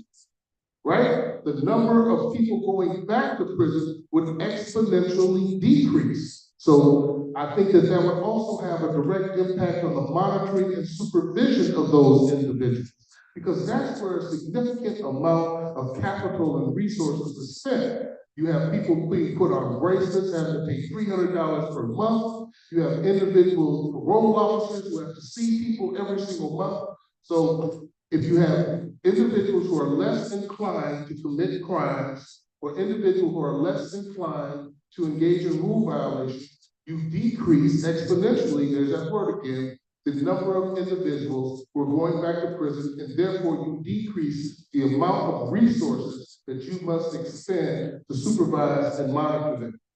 And then also individuals who are a little bit older, they're more susceptible to targeted programming. There's many statistics that I could read here, and I won't get into all of them. But you demonstrate that the older you are, particularly those who have been in prison, as Dr. stated, he sees people do the work. They come in at 18 years old, 19 years old, they go to later age school, and then at some stage, it clicks. You realize that you have to change. And if you continue to do the same thing that you've always been doing, guess what? You're going to get the same damn result. And it starts to click inside your mind. And so therefore, these programs that you reject at 18, 19, 23, 25, they begin to click at 40 years old. You begin to absorb them, and you begin to utilize them. And not only that, you begin to teach them to those who are coming behind you. And so you take that stuff out of prison, bring it into the community, and that has a direct impact on individuals going back into prison. So I think that the consequences of potentially having compassionate releases, right? And I definitely know the consequences of having commutations is you will have less individuals going to prison, and more importantly, you will have a safer community. That's just my opinion.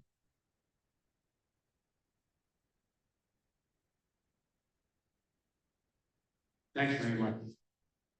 We've got two more speakers, and I want to invite up to the podium or to the microphone, wherever you would like to speak from. Colette Schoenberg.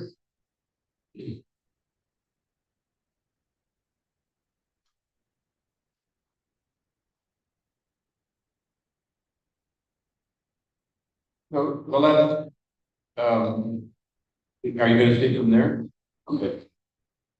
I ask you to introduce yourself. I understand that you are a pastor and you've just founded a new organization. So, well, it's not new, but okay. I founded it. Founded it, okay. My name is Colette Shumpert, and I'm the founder of We Loved and Lost. And I am the mother of Michael Brown Jr., who was killed 11 years ago, it'll be 12 years this year. And I came to speak to you today. I'll let you ask me the question and I'll respond.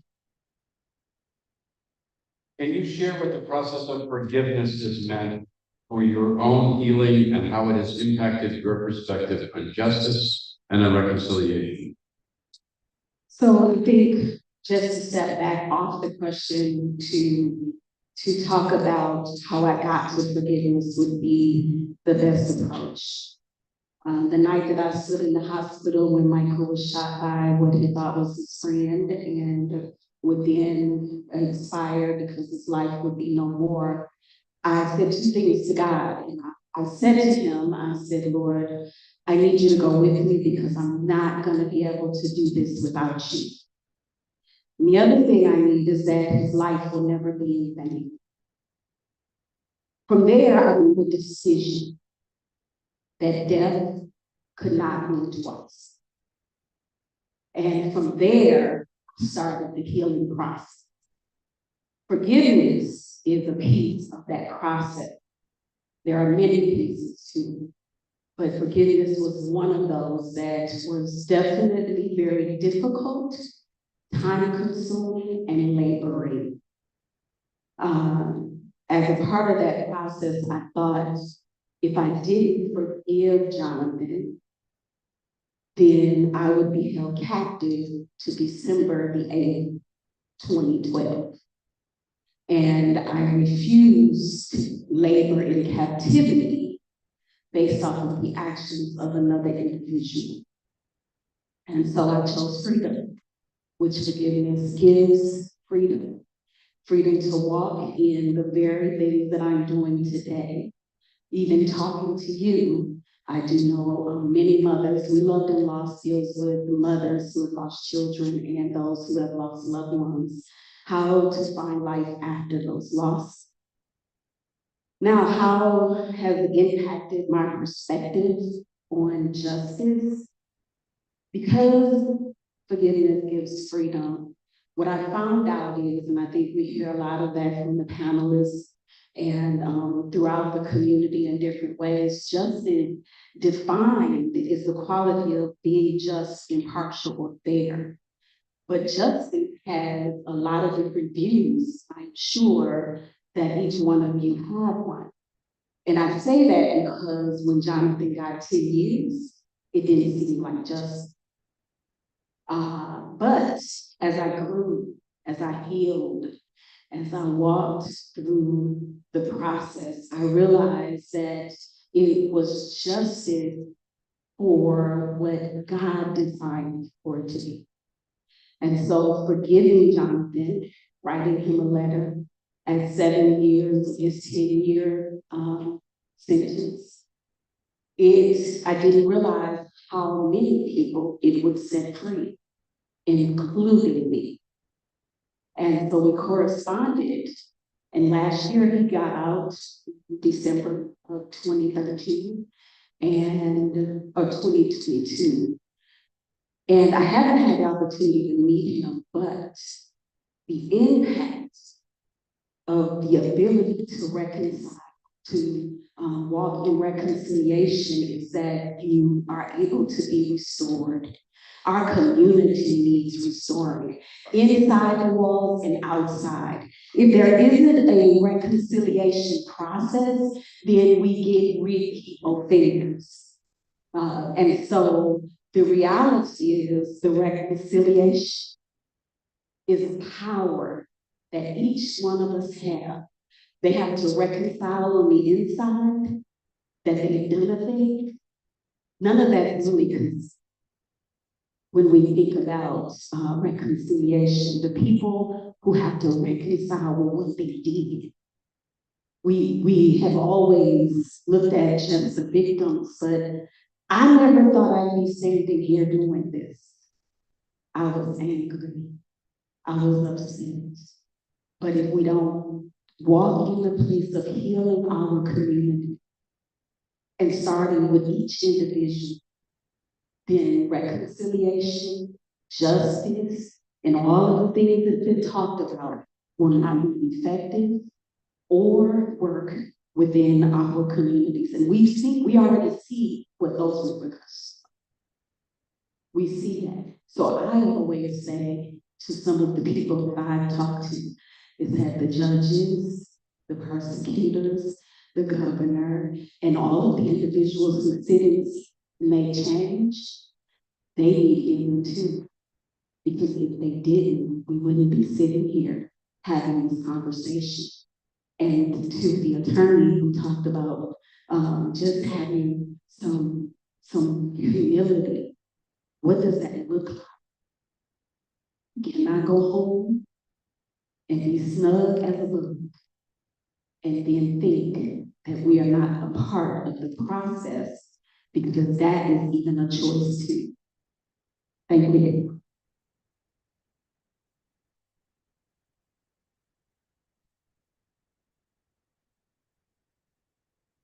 Thank you so much for bringing us that message.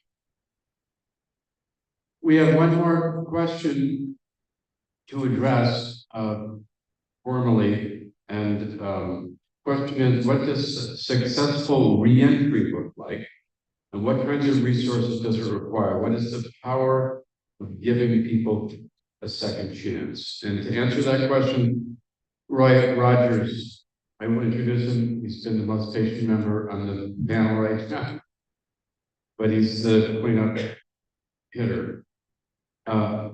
Roy Rogers is the pre-entry liaison of information analyst for the nonprofit organization called The Community, under the executive directorship of Shannon Ross. He served 28 years in the Wisconsin prison system after receiving a life sentence at the age of 16.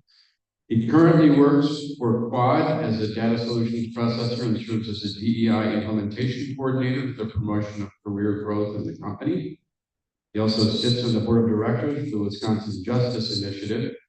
And having spent years counseling and mentoring at-risk youth during his incarceration, he now does contract mentoring work for the company Paradigm Shift in its Mirror program. He's leveraged all the transferable skills he gained through the Bureau of Correctional Enterprises and his transition program to charter courses successful reentry after many years of incarceration. He has launched a nonprofit called the Onesimus Group, Milwaukee, which provides solutions and consultation services for prison ministries and supportive help and engagement for the currently and formerly incarcerated. He's also a songwriter and a church musician who teaches an online Sunday school for the Progressive Baptist Church. So welcome, Roy, and give us your take on what a successful re-entry looks like and what it requires. Good evening. I just, first of all, want to congratulate you all and just thank you all just for being here, showing your interest in these issues that we're bringing, and just for your patience. So I've been tasked with the responsibility to tell you what successful reentry looks like. I've been asked to be on this panel as a subject matter expert, as an individual who mirrors or personifies, successful reentry. But me being me, I have to disappoint in one particular manner, is that I don't see myself, or I am not a successful reentry story. I am a survival story. I am a redemption story. Men like myself and women and organizations like the community, we seek and we work towards seeing successful reentry into our communities. And so now what do I mean by that? Yes, I went to prison when I was 16 years old. During that incarceration time, no one saw me about any mental health issues. No one had any programs that would actually help me. There was no ongoing mentorship. There was none of that. I was housed with adults. I was housed with individuals who were still committing crimes on the inside. There was no thought or consideration given to my psychological safety nor my physical safety. Due to the amount of time that I had, when we talk about educational opportunities, those educational opportunities for a person serving a life term did not exist outside of an HSE or a GED.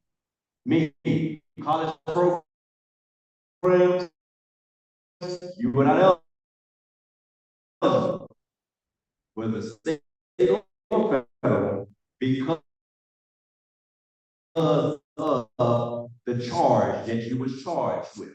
Until you put in a certain amount of time within a maximum security prison, they deemed it to be a waste of time and resources upon you. I have like numerous of PRC papers that state such. For many years, once I was able to get to a medium security facility, the Stanley Correctional Institution to be exact, I was a CNC programmer and operator for over a decade. I was trying to get further certifications, at another facility to get, acknowledgement for all the CNC work that I had did, which happened to populate all the university systems in Wisconsin, including ATC and many other vocational colleges.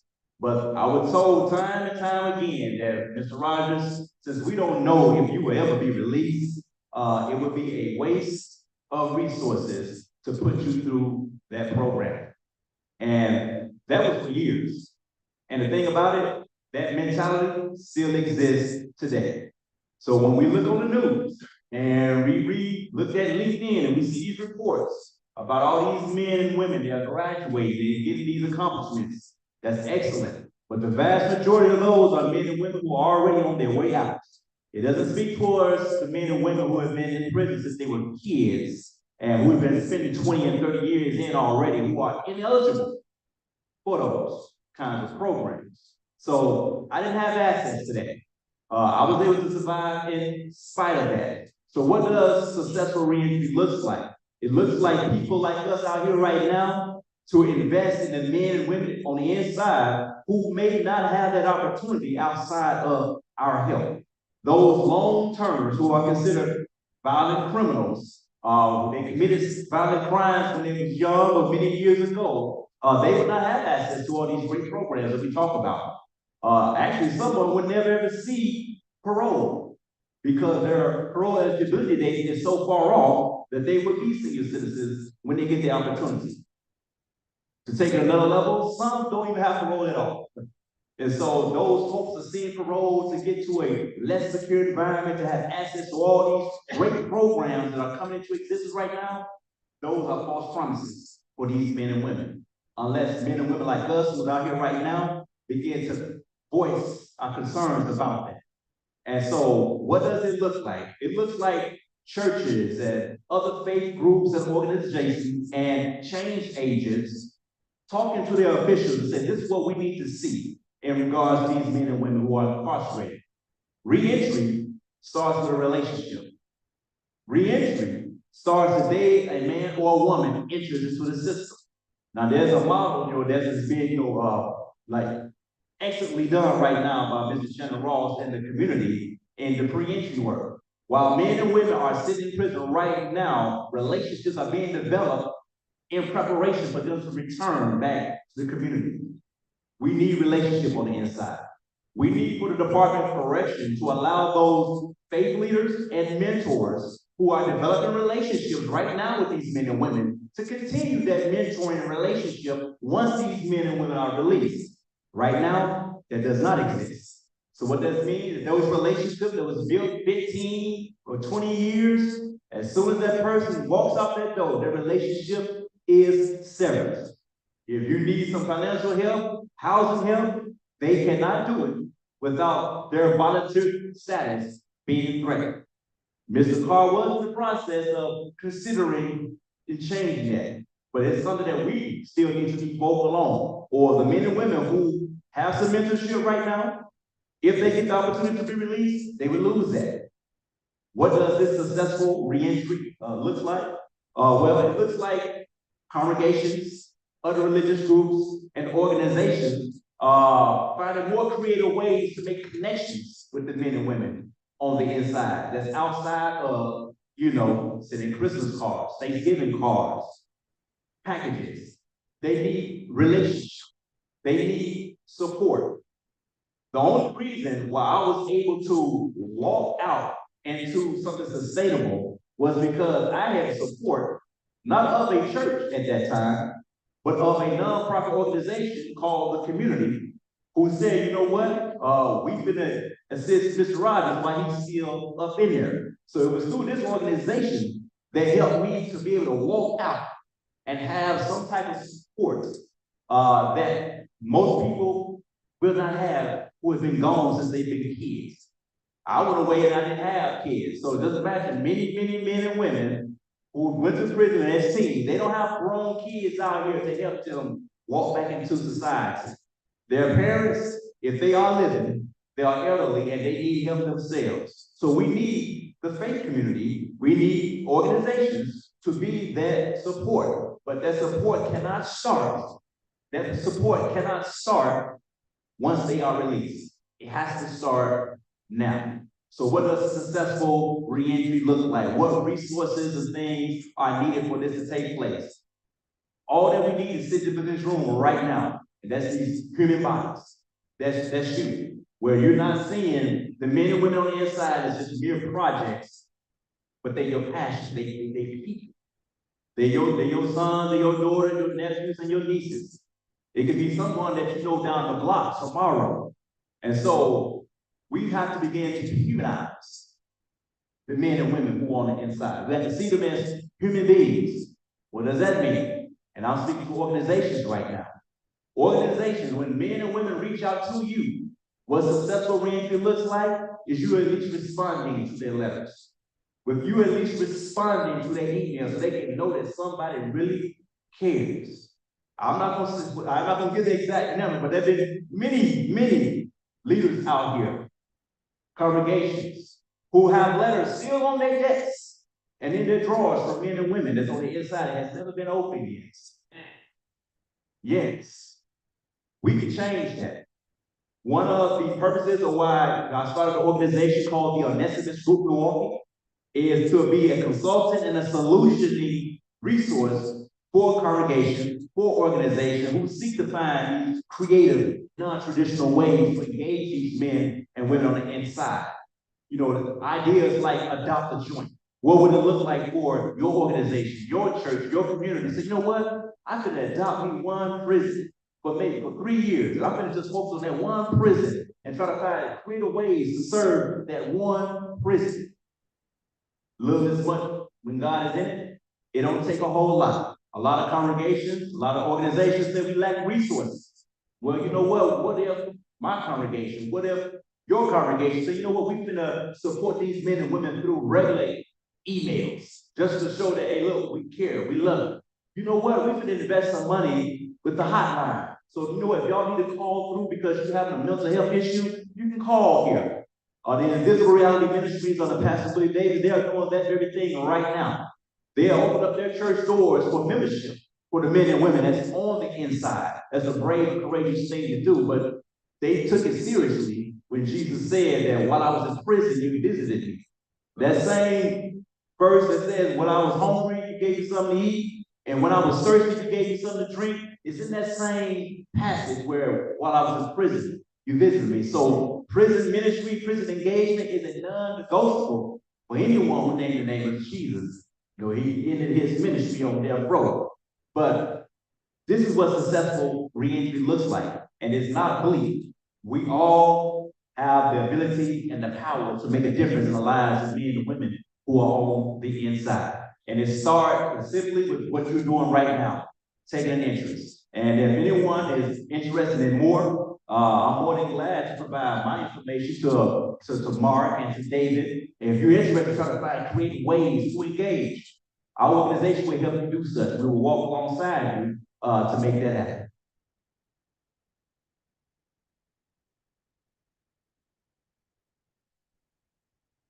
Thank you, Mr. Rogers. So I'm turning to the organizers here. Are we going to open it for questions now, or are we? Right. Okay, we can, and I can direct them to panelists up here, or you can direct them themselves. If there is anyone in the audience that has a burning question, something that was raised or what they heard tonight that they want to learn more about, please speak up, and you can come up to the microphone and ask. Why don't you come up so we can hear you? Are you coming, sir? Do you have a yeah. All right, okay.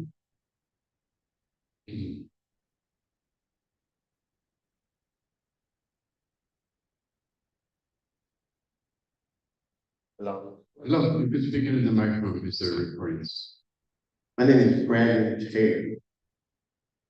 I did 20 years in prison.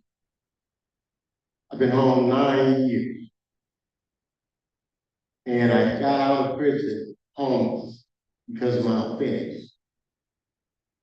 2 or 3 years ago, I would not tell you this, but I am a convicted sex offender.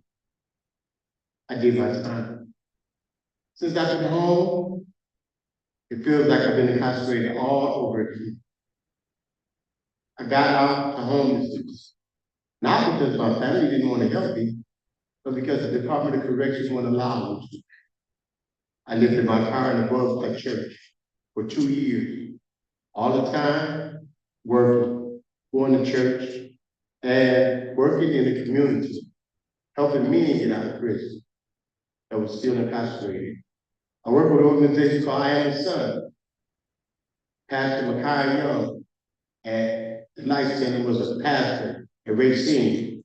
And he said to me when I was in Racine, he said, Brandon, when you get out, come see me. And we're going to start an organization to help men who are incarcerated. So I did. I've been working with Makai Young. I've been working with Pastor Frank Wood Sr. over at the Genesis Lighthouse. I've been working with the Joseph Project, helping men get jobs. And yet, I'm on parole. In January of this year, a grandson called me and he said, Granddad, can you take me to get a field game from the store? Now, this is not a woe is me situation, because I knew I was wrong. I knew I didn't slow down my grandson in the car with me. But it was the coldest day of the year, and all he wanted was a video game. So, against my better judgment, I took it.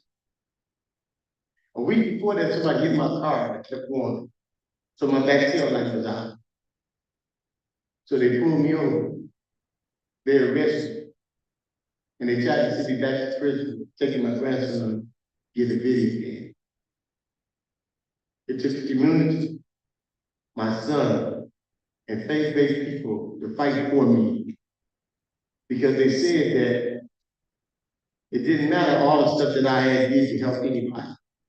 The fact of the matter is, I violated my parole. And like I said, this ain't a war is me story, but for all intents and purposes, I did wrong. I served that time. But if the word rehabilitation means anything, when is it? I just found out last week. You're the Christian for the rest of my life.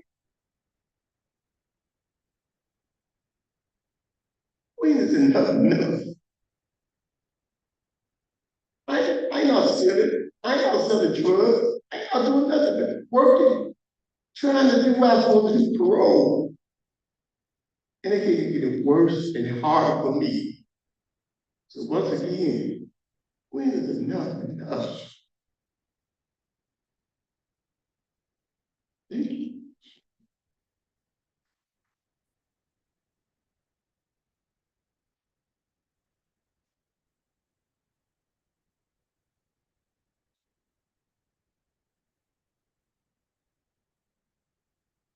It's hard to go behind what the elder just said, right?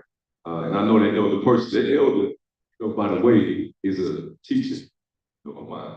When I was at Lemon Park Executive Center, that was one of my teachers, So just want to put some context. So why I say it's challenging to go behind that elder and what the elder is saying. Now, I do want to point this out and make this point clear. He's on extensive revision, right? So he's on parole, whatever, he's on, right? And he said an important thing. He said that he had to wear a bracelet for the rest of his life, right? Check this out. Let's bring some context to this. Now, it's June 28th, 2024, right? I'm off. It's been discharged. It's like 2 years today. If I stay in Wisconsin, I gotta wear this for life. You hear what I'm saying? And this started last year, June 28th. I got out of the wall. I moved out of the wall because I said there's no way I'm gonna wear a bracelet for the rest of my life, right? For a crime, by the way, that I got convicted for in 2001. We're talking over 2 decades of not intentionally committing crimes, yet still impacted as if I committed a crime yesterday. How is that rehabilitation? How do you justify saying once a criminal, always a criminal? If a person is out here, a college student, making great contributions to humanity, being an asset to any community they step foot in, not committing crimes since 2001. I'm asking the panel, but I'm also asking society. How do you justify it? Explain how I got a bracelet on my leg if I reside in Milwaukee after being discharged. And we're not talking about an individual that's still in the system. We're talking about an individual that's out the system wearing a bracelet. Who can answer that question that's sitting in here? Most of y'all wouldn't even know I was on the bracelet had he not said anything. The most I said, say something, because he gonna pay me. I'm not. But why am I wearing the bracelet? I'm a college student. I'm an asset to any community I step foot in. And anybody in this room that know me, this lady know me, we went to school together. Mark Rice know me, David Ryder know me, Willie Briscoe definitely know me. Because Reverend Willie Briscoe invested in me when I was a kid, teenager. 17, waved into adults into the county jail. Treated me like a human when he was in this position, as a CO, by the way. Or was the sheriff CO, you know, his position as a person that worked for the county jail, house arrest. This elder right here, know. This sister right here, she know. Dante know. Me and Roy did time together. The point I'm making is this. If I have not committed a crime intentionally since 2001, how is it justifiable to have a bracelet on my ankle when I'm discharged from prison? Why am I an individual that's in a position to where I'm only receiving food share to survive off of, right? Food share. So nobody wants to hire me, right, to earn a living, right? But they want me to also follow every rule, every title, every tittle of the law, right? And survive at the same time. Glory be to the Most High, I'm surviving. I'm not stealing, I'm not killing, I'm not selling drugs, I'm not repeating any of the crimes that I committed way back in 2001. Am I looking for empathy and sympathy? Absolutely not. Because you know what I do? I create my own. I know that this is just the reality, that the powers that be, those that have been, not saying the people in this room, but those who have been oppressors, I can't look to people who have been oppressors, right, to help them. Because if I do that, I wouldn't be here talking to them. I'd either be dead or I'd be in prison. So for the sake of my sanity, I do all that I can do within reason, legit, legal, to survive, while only receiving food share. So my question to the panel, and anybody in this audience, you know, that feel like they're brave enough to answer this question, how is this justifiable? How is this rehabilitation? I rehabilitated myself in prison. I didn't wait for nobody to rehabilitate me. I reached out to the community, not a project return, you know, just positive people that I know that if I'm connected with these people, right, chances are when I get out to freedom, I'm not gonna go back because they're gonna hold me accountable. So I took it upon myself to hold myself accountable first and reach out to society and to the community, asking for help before I get out. That's what we call being proactive. Not waiting until I'm out and then expecting my thought process or my behavior to change. No, let's change it inside there. Let's change it right where you at. So when you get out, that change can be seen. Because people do a lot of talking behind the walls, big talk. What about big walk? I've walked mine since 2008. So again, I say, how do you justify this is really rehabilitation? This ain't rehabilitation. This ain't making the community safe or not safe. Having me on the bracelet for my life if I stay in Wisconsin. It was a no-brainer. I'm going this time. But I came back because I had some unfinished business here at MATC. Business management associate degree, eight more classes, and I'll be getting my degree. So I told the place platform to take care of our business and be a responsible man. Now I'm asking the community to be responsible and justify me being on the bracelet and justify me this being rehabilitation because I rehabilitated myself. Nobody rehabilitated me. Nobody can rehabilitate a human. They have to want whatever it is they want in life.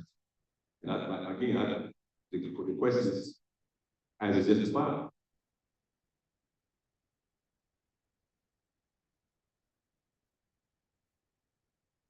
We'd just like to thank everyone for coming out. Thank my amazing panelists. Yeah. I would also just like to say that I do not feel any safer than I did when all of you and my husband was locked up. There is no more safety than it was before or after. So, you know, these folks that have been locked up for over 25 years and that have done the work, which is no longer required under treatment sentence, have shown that they have grown and improved themselves, educated themselves, did the work, deserve an opportunity. They deserve a second chance. And so we, the community, have to help them make this a reality. So working together, coming to these functions, you know, doing voting, which is important, not just for the presidency, but for the judges, for our legislators. Voting and finding out what you need to know about these candidates is extremely important. We need to know who's representing us. And so I just wanted to thank you all for coming out and let you know that I am very proud. And I just suggest that when you leave, you want to grab a handful of those pamphlets, give them to somebody else, those the stories of the success stories. It's a good conversation starter. You can tell people, hey, guess what I was at the other night? Or I learned about this. So take some and be sure you get them into some of these meetings. We want people to know that people are successful when they get out of prison, that people can accomplish their goals when they get out of prison, that they are not the lesser of people just because they went to prison. So we want to show off our success. Take that book and start a conversation with somebody and let them know that these things are possible. Thank you.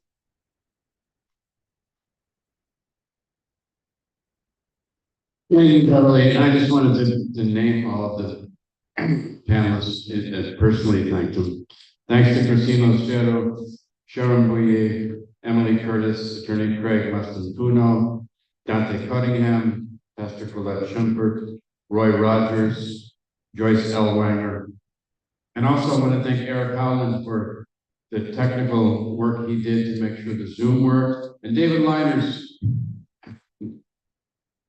And now, I want to ask Brother Briscoe to come up and close the ceremony for us.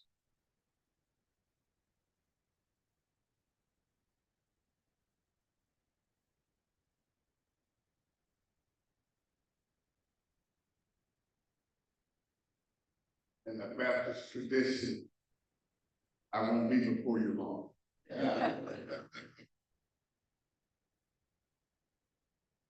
As I was asked to close this out, I never like to put anything in writing. I always like to be inspired by what I see and what I heard.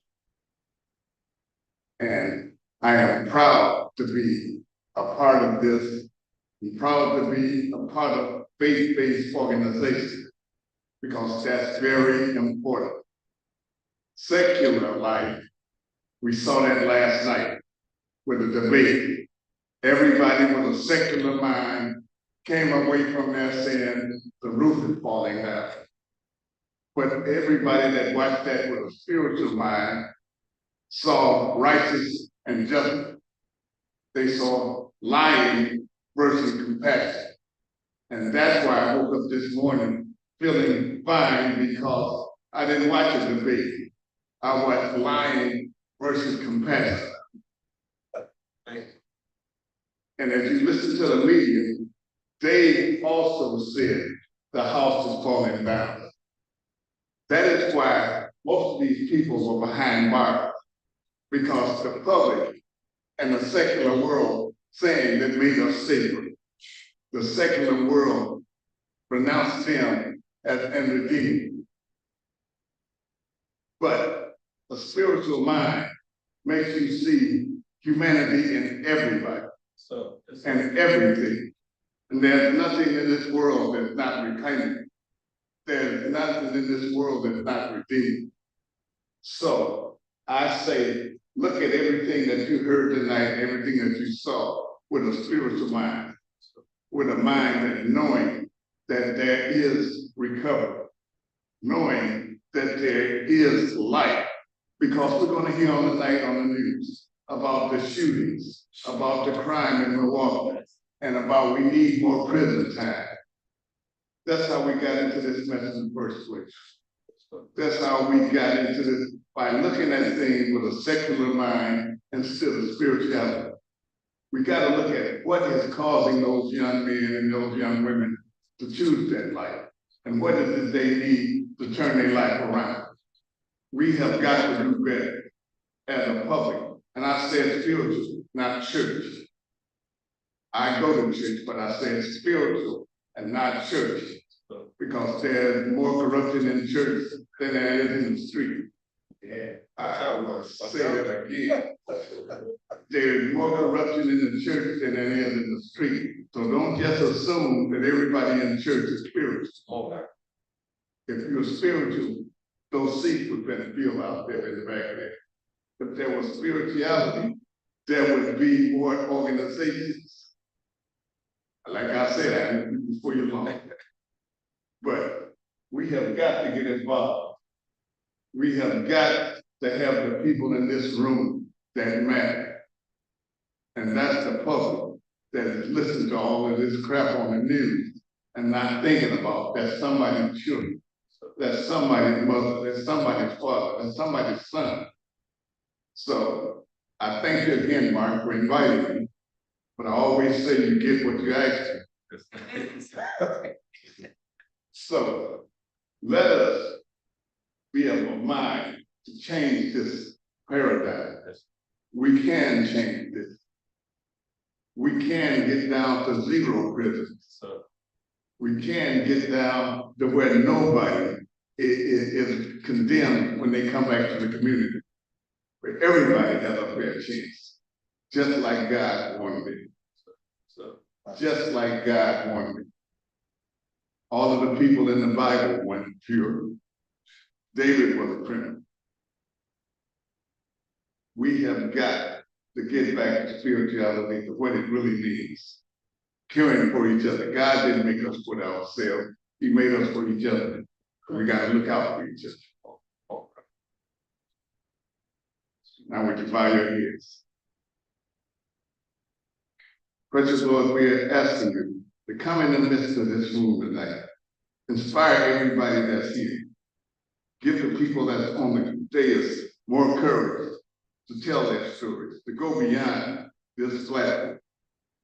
We're asking for you to intercede for us, to be a voice for us, and to be a leader for us, to clear ways and pathways into the community, that we will be able to progress, and we'll be able to see that this will happen no more to no other people, and that everybody behind bars gets another chance, a chance at redemption, a chance to reclaim their lives, their families, and their communities. We ask these things in your God, Son, Jesus' name. Amen. Amen. Amen.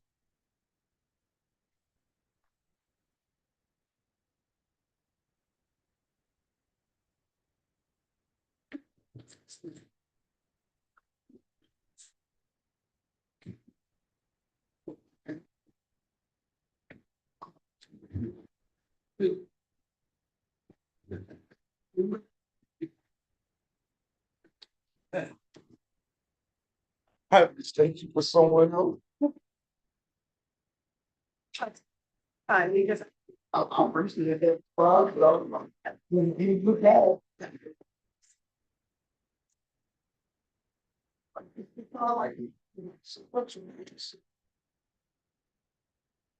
What did you do?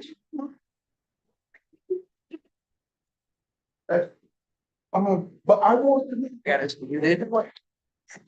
They can't. Well,